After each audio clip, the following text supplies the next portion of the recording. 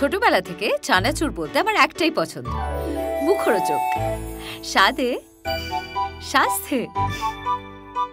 ভালো খান, সুস্থ থাকুন।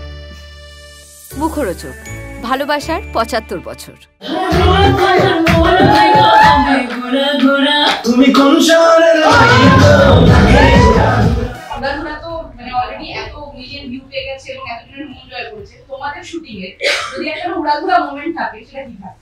উড়াধুরা মানে ফার্স্ট ডে আমি যখন গানটা শুনেছিলাম তখন রাফি ভাই শুনিয়েছিল গানটা আর বলেছিল যে গান সুপারহিট আছে, এটা কিন্তু জোস গান আছে, এটা হিট হবে।